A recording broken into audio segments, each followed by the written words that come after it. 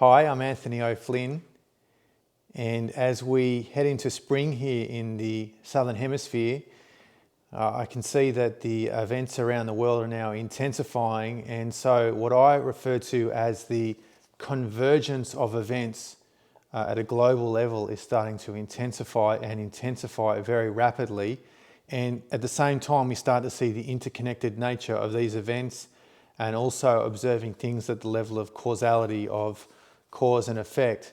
We can start to see that this convergence where all events simply start to intensify that actually assist in birthing the new paradigm, but at the same time, there is this protracted and prolonged decline of the existing paradigm because of the cosmic plan and the need for this paradigm to end, and at the same time for the people around the planet to come to the realization of the truth behind the power structure and the nature of tyranny, and the understanding that the governments around the world, at least in part, are working against the welfare of their own people. And this is none so clear as the energy crisis that is currently unfolding in Europe. And some of the statistics that I'll take you through now are actually quite shocking. And what's important to understand is this is all by design.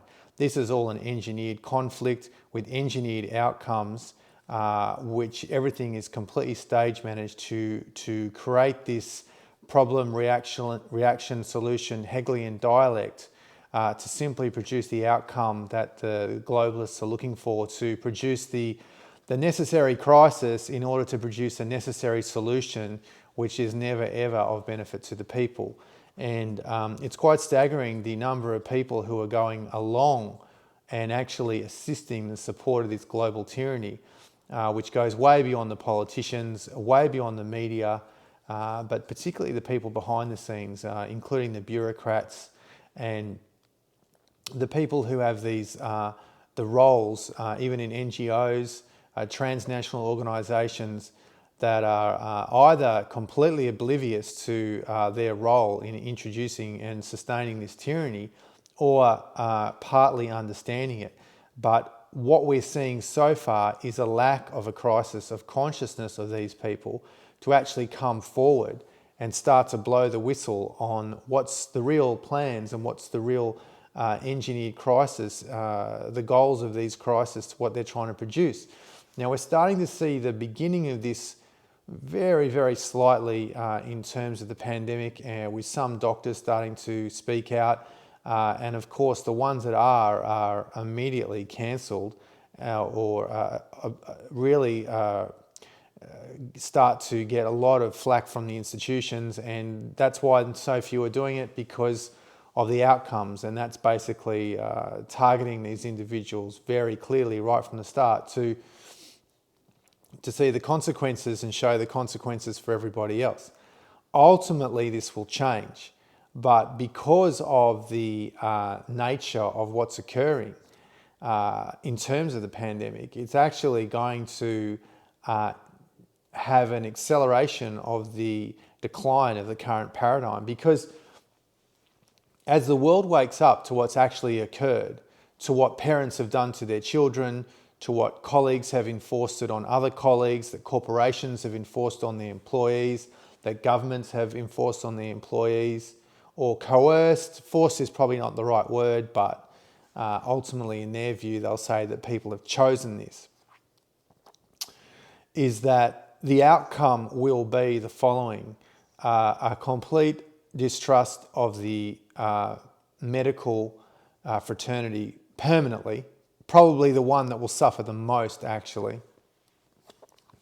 Second will be increased distrust of the media, which is increasing every day by the failure to report any world events objectively, impartially, without this spin, without this inherent bias. And thirdly is the increased distrust of governments worldwide for their role that they have played in distributing the so-called remedy to the pandemic. So this will be this triad, this trinity of these three institutions: the government, the media, the medical fraternity, the medical institutions, hospitals, all of that, the whole spectrum across the field of medicine. It will be so extreme that it will shift the entire belief system of the planet alone because of the outcome of this. And we're only in the early stages yet. First-hand accounts are starting to pour out of the damage of what's occurring to people, the sudden death toll rise, increase in anecdotal accounts from funeral directors, confirmed statistics from government organisations. It's colossal. It's only just beginning. And at the same time, some of the indoctrinated are doubling down and simply refuse, even if they've been personally affected by this adversely or their family, and they're simply in denial. And it is shocking and fascinating at the same time to see the cognitive dissonance that so many still have this deep into this game and the unfolding of events, where it can be easily argued at this point that ignorance is really wholeheartedly a choice, because the facts are out there everywhere for people to see. And people are so invested in this consensus reality that breaking that bubble, well, quite frankly, it seems like it's impossible for some people. And even hearing the stories of what other people are going through and been through, it seems that there is something in the mind that is a combination of ignorance and or arrogance. Now, you can never really judge a person for being ignorant, because we're all ignorant at some level about various topics, and particularly with the evolution of our soul, we're all ignorant. So you can't really judge someone for being ignorant. And not that judgment is healthy in any way, but criticizing someone for being ignorant, they just don't know better, in the same way that you can look at a child and a child just doesn't know better about certain aspects or facets of life. It's to be expected. But it's the arrogance that's the real concern, because the arrogance behind that is a pride, and it is a intensification, or what I refer to as a clench of the ego.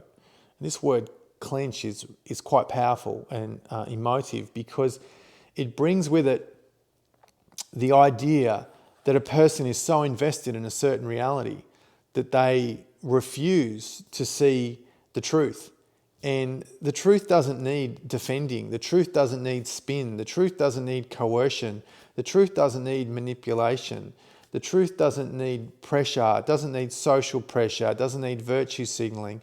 The truth stands alone. It'll stand for eternity.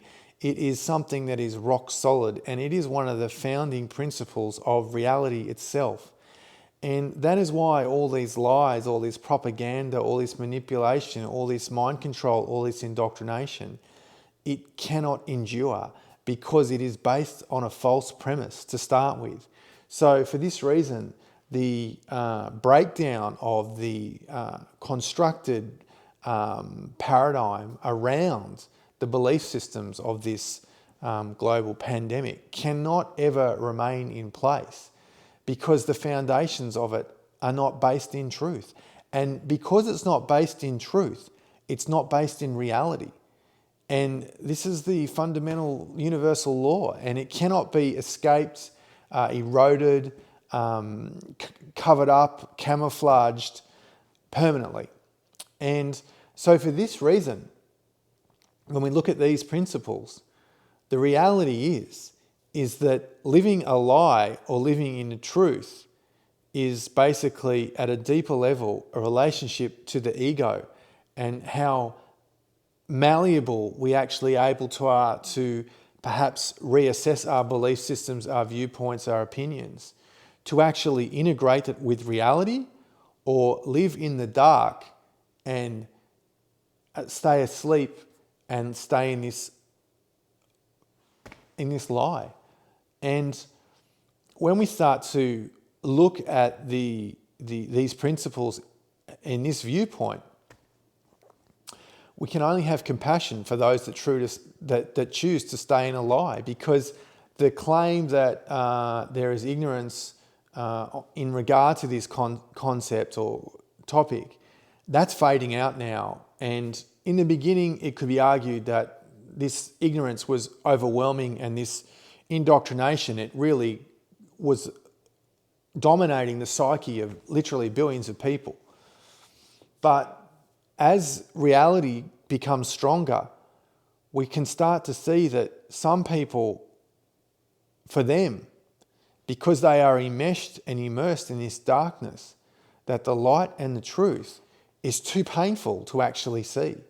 So these class of souls, for various reasons, without shaming or judging them, are actually now, we're on the threshold, it's already started, are now choosing to live in this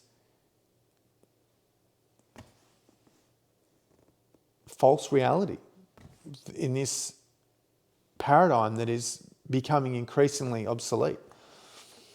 And so, in order to navigate this, which actually, oh, by the way, I discuss in my book, Paradigm Shift, The Global Awakening of Reality, 2020 to 2040, by myself, on how to navigate the shift. Because connected to this theme is the topic of people burying their head in the sand, of choosing to remain ignorant. And reality is coming for all of us with this convergence of events incredibly quickly now. And to be honest, I'm actually surprised myself that what's occurring in Europe with this energy crisis is actually quite, well, it's not only concerning, but the speed of events is quite amazing. So to give you an idea of what's actually occurring in Europe right now, and remember, in Europe, it's just the end of summer. So God knows where this is going to end up in their winter, December, January, February. But currently, Germany has no firewood, and they're scrambling to get firewood. It's not available for sale. It's all been bought for the winter. In Poland, people are waiting days in their cars to buy coal. They're sleeping in their cars. In France, there's energy rationing. In the UK, 70% of restaurants are preparing to close because of the related energy costs and other adverse business conditions. In Europe, the energy costs are expected to rise hundreds of percent, and the increased costs was close to 50% rise in a single week. In France, the electricity price increased 25% in one day.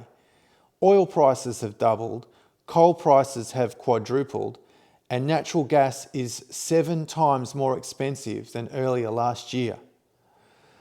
And notably, more people freeze to death each year than people that actually die of heat exposure. And this is what's happening in Europe right now. In America, 60% of Americans cannot cover an unexpected expense of $400, 400 US dollars.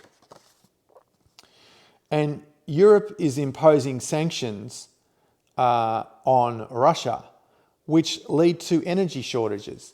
And the thing that is not being highlighted in the media around these energy shortages is in regard to geopolitics and what's occurring in Europe. The sanctions that were placed on Russia by not buying their oil, when these countries, particularly countries like Germany, are extremely dependent on Russia for their energy, what did they think the outcome would be from imposing these sanctions? That they'd have no energy, and they have no trade partners that can substitute that demand that's needed for the energy for their entire country. So the point I'm making is that this has been done by design. No real leader would simply take such a course of action, firstly, without knowing the consequences, and secondly, to the detriment of their own people. which means the question people need to start asking is, who are they actually serving? Because they're not serving the people who elected them. I'll continue.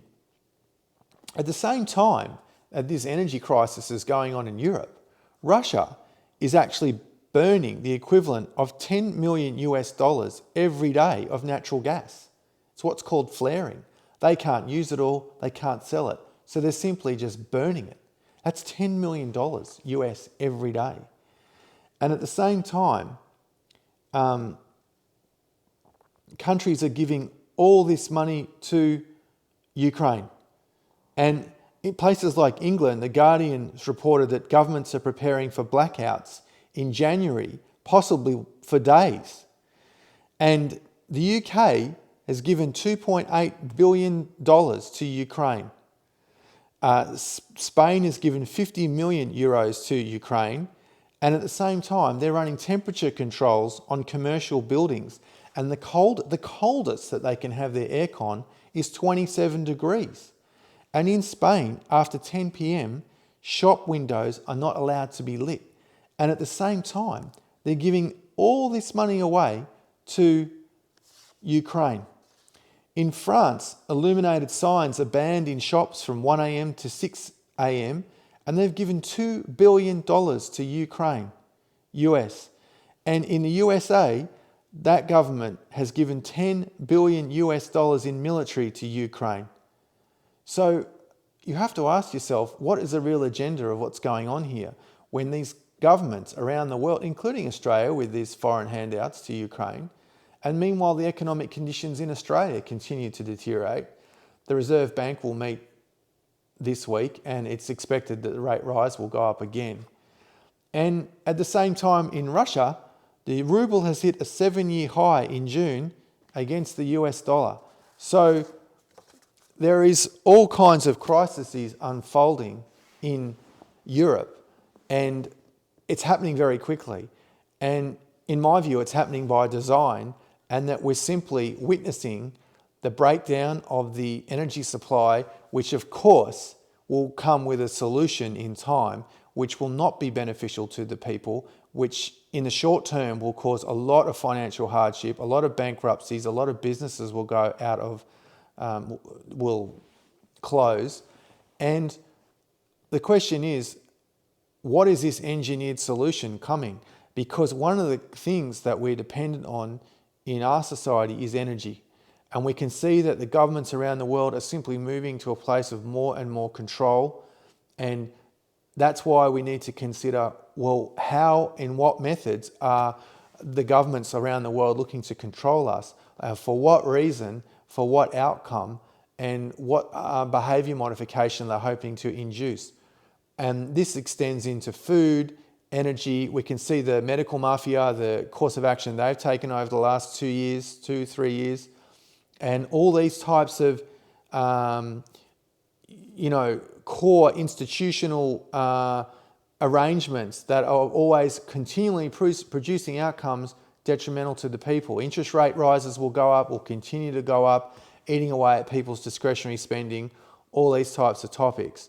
So really, as I've said, as I discuss in my book, this paradigm is ending. It will be chaotic, it will be disruptive, it will be challenging. A lot of people are trying to bury their head in the sand, simply like that's the solution. This will not be possible to do for much longer if people have successfully been doing that, because this is a global phenomenon. It is the Hegelian dialect being played out in real time, problem, reaction, solution. And this is the manufactured, generated crisis that will come with a solution that, again, increases the tyranny, globalist agenda, and all the other things that are being discussed more and more by more and more people, because more people are becoming aware that this controlled narrative is deeply concerning and not beneficial for the democratic countries that elected these governments to represent their own values, their own principles, their own views. And we're seeing this being eroded here in Australia, the Australian way of life, particularly what we're seeing with the teachers now being fined 17 weeks for their pay for not taking the magic potion. And basically, it can be argued that this is the introducing of the social credit system in Australia because these people have not broken the law. These people actually were, I don't know what the technical term is, but they weren't allowed to work, whether they were, whatever that is phrase, I can't remember off the top of my head. But, and now they're being economically coerced. And this happens slowly. The introduction of tyranny doesn't happen overnight. It happens gradually, step by step by step by step.